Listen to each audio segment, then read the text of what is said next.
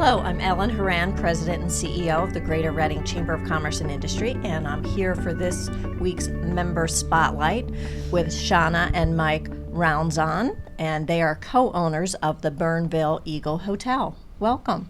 Thank you. Thank you.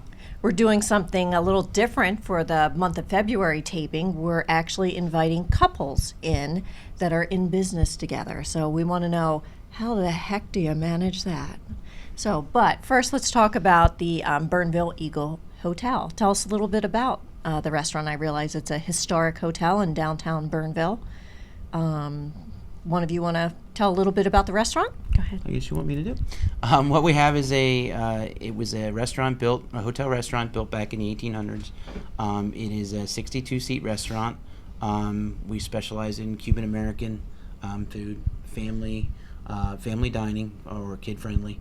Other than that, we pretty much do a little bit of everything. Great. It's a global cuisine. We have a chef, Havana Joe, Serpa, that's been with us for 4 years.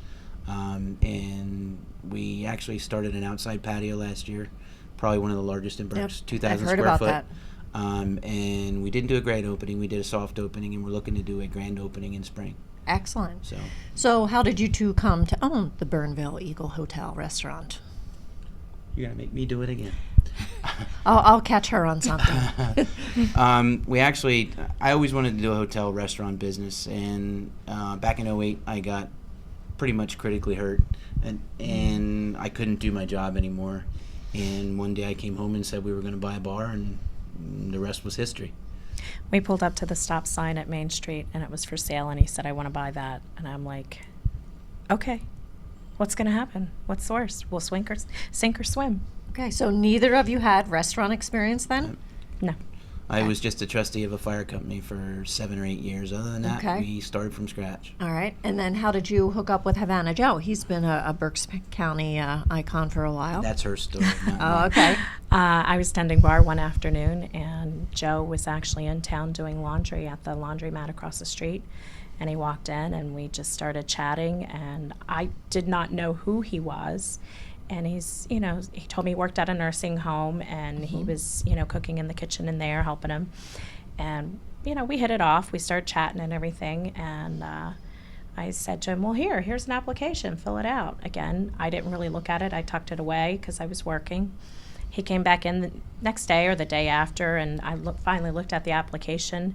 And again, we started talking. He's like, can I see your kitchen? So I took him back, and then we started talking, and he's, we had chemistry from the beginning. Let's put it that way. And, we were very choosy about who we were going to pick to come and work for us. Excellent. So how do you do the division of labor amongst the two of you? I take care of all the paperwork. I do 10 bar. Mike works in the kitchen. I work in the kitchen and do the inventory and maintenance all on the management, building. maintenance, and everything else. We pretty much do it all ourselves. We don't outsource anything. So it's you're very 8-day-a-week job. Yes. 8-day-a-week job. Yes. And that was one thing I noticed, that you're open 7 days a week, or no, 6 days. 6 days a week, for 1 now. day off, and you have young children. Yeah.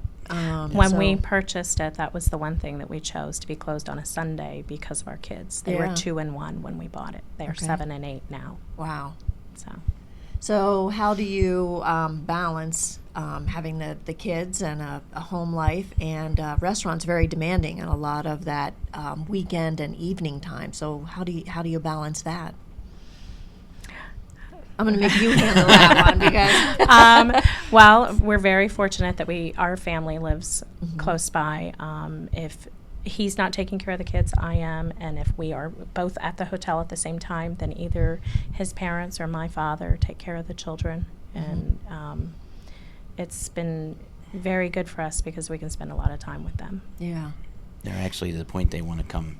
They want to come with us. Yes. They want to be part of it now. They want to clean. I'm sure. We've had them with us the last couple of weekends, and they've enjoyed it. I did notice you had kid-friendly items on your menu, so I'm sure they're somewhat of an influence in that, whether you had it there before or not. Yes. Yeah. The restaurant business in particular is very demanding time-wise. Restaurants, I think, and retail. For sure. how do you balance when you get home? Are you able to separate work life from home life with both of you being in the business?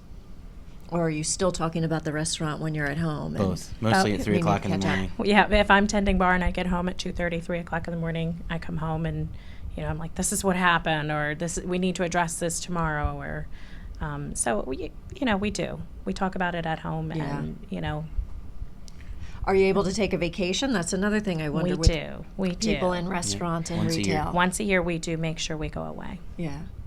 Family vacation? It is. All right. Yes. So you probably don't have too much of just a couple's vacation just yet No, with a 7 and we don't. 8-year-old. Yeah. One No. of these days. One of these days. It's on the list. I don't think either one of us are ready to leave our kids. Yeah. Where we go, they go. Yes. So Yeah. that's, Yeah. that's part of it. Yeah. Very good.